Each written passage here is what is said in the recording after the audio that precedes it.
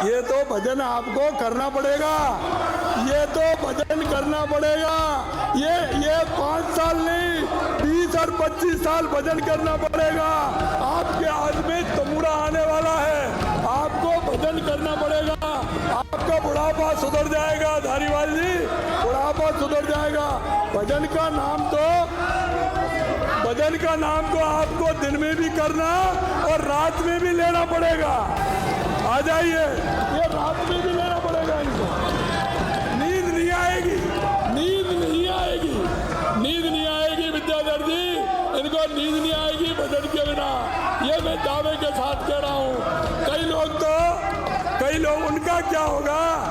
अरे उनका क्या होगा जो रात के अंधेरे में आते हैं, रात के अंधेरे में आते हैं।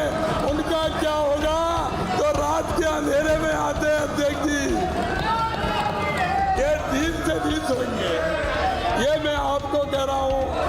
ये नींद नहीं आएगी, ये भजन का भजन करेंगे, दिन में भी करेंगे और रात में भी करेंगे। ये भी मैं आपको विश्वास दिलाता हूँ। दुख हो रहा है कि एक मेरा जैसा व्यक्ति जो किसान व्यक्ति है उस परिवार से आता है, लेकिन मुझे आज दुख के साथ कहना पड़ रहा है कि ऐसे व्यक्ति को जो एक किसान और मेरे जैसे परिवार में आता है उसको नहीं बोलने के कारण, उनको मौका नहीं देने के कारण ये षड्यंत्र किया गया है, ये षड्यंत्र किया गया है।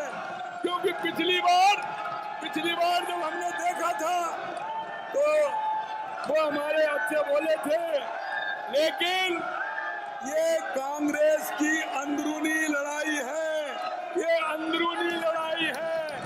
ये उस बेटे को जिसको मौका दिया है, राजस्थान के इतिहास में पहली बार एक ऐसे समुदाय से और एक किसान परिवार से आने वाले व्यक्ति को इस मौके से वंचित करने के लिए ये एक षड्यंत्र रचा गया है, एक षड्यंत्र रचा गया है। प्रदेश की जनता के घर जल पाने के सपने से वंचित रह जाती, क्योंकि जैसा सब जानते हैं कि जेजेएम में भ्रष्टाचार के साथ साथ कार्य की गति भी धीमी थी और इनका कैसा उसमें काम था आप देख रहे हैं। इन्होंने जेजेएम में जिस तरह का घोटाला किया है वो आप सभी के सामने है। हमारे नेता प्रतिपक्ष तो कई बार बड़ी संजीदगी से काम लेते हैं, लेकिन आज नेता प्रतिपक्ष की कुछ नहीं चली। आप नेता प्रतिपक्ष की कुछ नहीं चली, उनको वंचित किया। अरे इतने दबाव में तो मत आओ, इतने दबाव में जिस तरह से काम कर रहे हैं, एक किसान के बेटे को वंचित कर दिया, एक ऐसे बेटे को वंचित कर दिया जो बोलने नहीं दिया। और ये कांग्रेस आज से नहीं, ये कांग्रेस आज से नहीं, ये बाबा साहब भीमराव अंबेडकर के समय से ये दलित और पिछड़ों पर अन्याय करती आई है और वो ही आपके सामने आज सदन में पैदा करके बता दिया। अगर आज कोई दूसरा प्रतिपक्ष का नेता होता तो ये कांग्रेस कभी उसको बोलने से वंचित नहीं करती, क्योंकि एक ऐसा व्यक्ति है। अरे नेता प्रतिपक्ष जी, आप कहाँ डोटासरा जी के चक्कर में आ गए? ये तो आपको क्या किसी को नहीं बोलने देंगे, ये तो किसी को भी नहीं बोलने देंगे।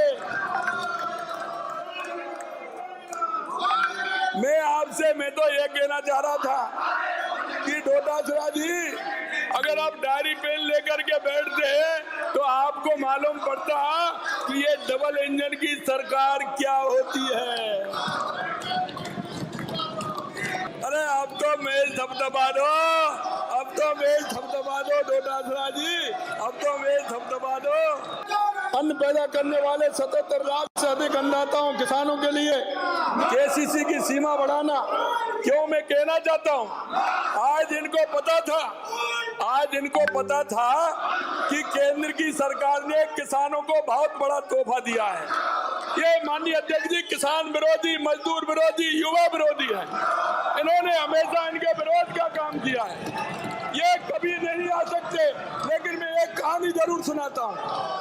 एक कहानी सुनाता हूँ मैं आपको कि भगवान कृष्ण जब कालियाबन था, कालियाबन ने जब ये बोल लिया था, उन्होंने कालियाबन जब था तो कालियाबन ने कहा था और उसने कहा कि भगवान मेरे को वरदान दीजिए कि ना मैं आदमी से मरूं, ना मैं किसी से मैं मरूं नहीं, मेरा के लिए वरदान दीजिए। भोलेनाथ देव उन्होंने वरदान दे दिया। अब मैं भी क्योंकि ब्रज से आता हूं तो मैंने देखा कि उनकी ये कहानी है, ये बड़ी विचित्र है। जब उन्होंने कहा तो मचकुंड भगवान को ये वरदान था कि वो सोएंगे लेकिन उनको कोई जगाएगा तो वो भस्म हो जाएगा। किसानों ने आत्महत्या के लिए मजबूर हो गए। आपने धरती पुत्र किसान के साथ केवल वादा खिलाफी की, यह सिद्ध हो गया कि आपकी सरकार घोर किसान विरोधी है। ये किसानों की बात सुनना नहीं चाहते, ये घोर विरोधी है किसानों के। और इसके माध्यम से राजस्थान के मेरे किसान भाई देख रहे हैं, आने वाले समय में जवाब भी देंगे, अब सरकार ने सोचा कि खुल जा सिमसिम कहने के विकास। आप तो कहते थे कि आपके नेता जादूगर हैं। मैं कहना चाहता हूं जादूगर जी, जब आप जादूगर हैं, जबकि हम सब जानते हैं कि बिना गीतों के घुंघरी नहीं मिलती। ये बिना गीतों के घुंघरी लेना चाहते हैं, बिना गीतों के घुंघरी नहीं मिलेगी। घुंघरी तो गीत गाने से ही मिलेगी। राजस्थान की जनता कुछ देने वाली नहीं है।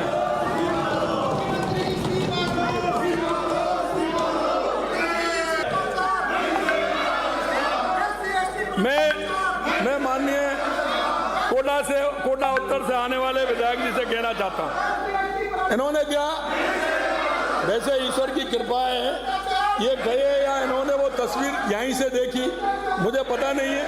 वो तस्वीर इन्होंने यहाँ से देखी या गए। इन्होंने कहा कि महाकुंभ मंडपम के आगे एक बोर्ड लगा है और उस बोर्ड में लिखा है कि 50 से 55% तक घोषणा है। इन्होंने कहा हमने तो सुनी नहीं। लेकिन मैं एक बात कहना चाहता हूं कि आंख का चश्मा दिया जा सकता है, दृष्टि नहीं दी जा सकती।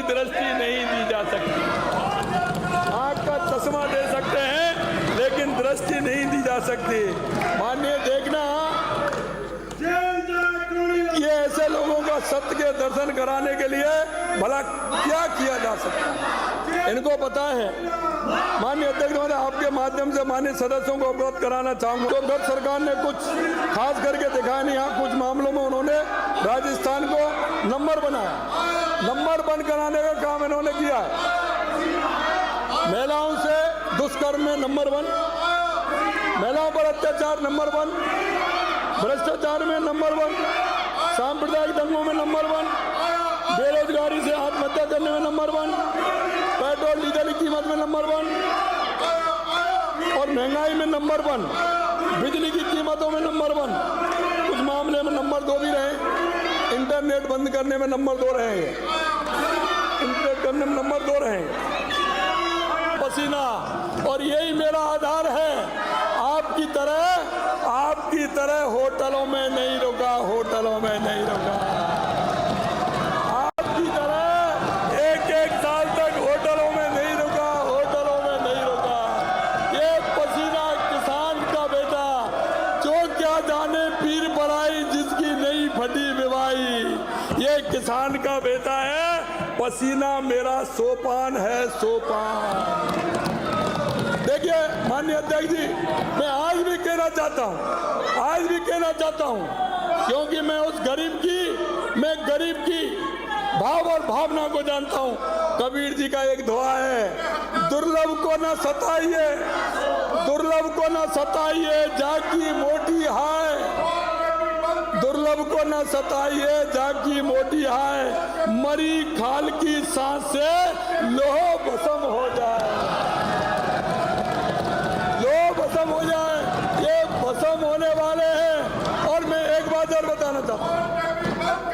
कभी मेरे ये भाई कहते हैं, कभी कभी मेरे भाई कहते हैं, ये भाई मेरे ये कहते हैं कि मुख्यमंत्री बड़ा भोला है, सीधा है। अरे मैं कहना चाहता हूं मेरे भाइयों,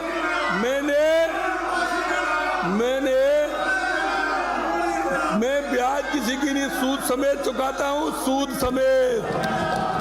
ये गलतफहमी निकाल लेना, मैं सूद समेत चुकता करता हूं, आज तक किसी का नहीं रखा, चिंता मत करिए, सूद समेत चुकाता हूं। और आगे आगे देखते जाइए होता है क्या।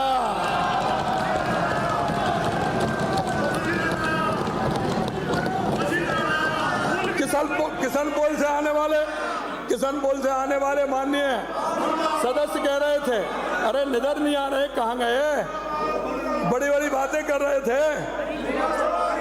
चालू योजनाओं को बंद किया है। अरे बंद तो आप करते हैं, हम तो चालू करते हैं। बंद करने वाली मशीन तो कांग्रेस है। निकम्मा किसको कहा, आज निकम्मों को बुला तो लेते, आज निकम्मा किसको कहा, निकम्मा किसको कहा। अरे विद्याधर जी, अरे इतना जोर मत लगाओ, तुम तो पसीने वाले आदमी आ जाएगा।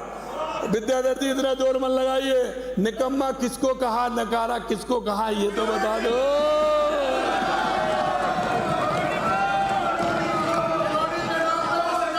श्री रामधारी सिंह दिनकर की कालजयी कीर्ति रश्मि रथी की कुछ मैं आपको कहना चाहता हूं।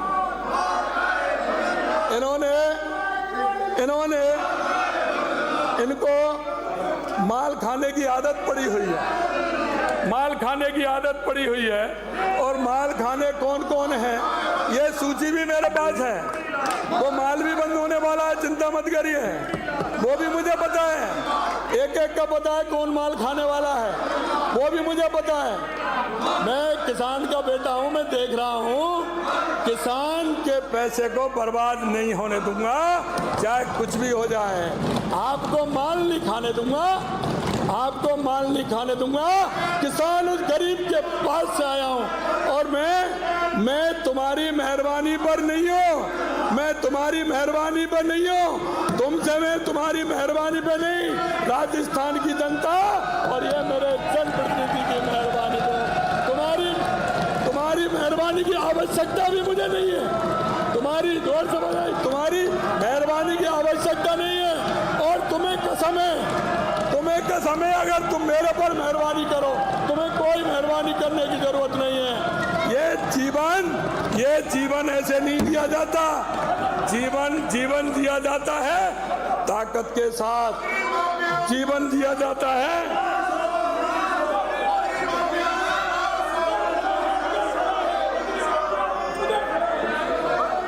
मैं नाज कर रहा हूं, चिंता मत करिए, जो आप कह रहे हैं आप चिंता मत करिए, मैं अकेला, आप मेरे से किसी कीमत पर जीत नहीं पाओगे, क्योंकि मेरे साथ वो मुरलीधर है, वो बंसी वाले ब्रज से आता हूँ। आप इन सारी चीजों को छोड़ दीजिए, आप परेशान हो जाओगे। घर में जब जाओगे, बसपा का नेता कौन हुआ, बसपा का नेता कौन हुआ, भूखंड विजेता कौन हुआ, अतुल क्रेता कौन हुआ, नव धर्म प्रणेता कौन हुआ, जिसने कभी आराम किया, विघ्नों में रहकर नाम किया, विघ्नों में रहकर नाम किया। माननीय अध्यक्ष महोदय, इनकी आदत है प्रतिपक्ष के हमारे विघ्न डालते रहेंगे। हम बिना विचलित हुए किसान और 8 करोड़ जनता के लिए काम करते रहेंगे, काम करते रहेंगे। कांग्रेस में टीआरसीपी को चुनावी झुंझुना बनाया था, चुनावी झुंझुना बनाया, जानबूझ कर लटकाया, अधिकार भटकाया, जानबूझ कर लटकाया। हम जो कहते हैं वो करते हैं।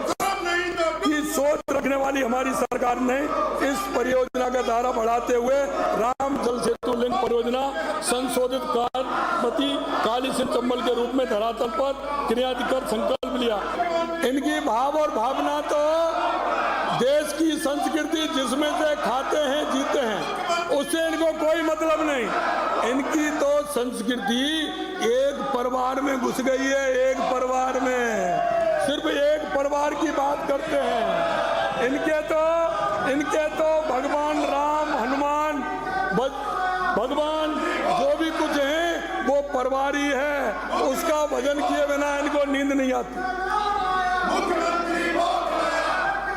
मैं तो कहता हूँ भगवान इनको ठीक प्रकार से ज्ञान दे, और ज्ञान दे तो हमारे मंडपों में आए और महाकुंभ के आनंद लें।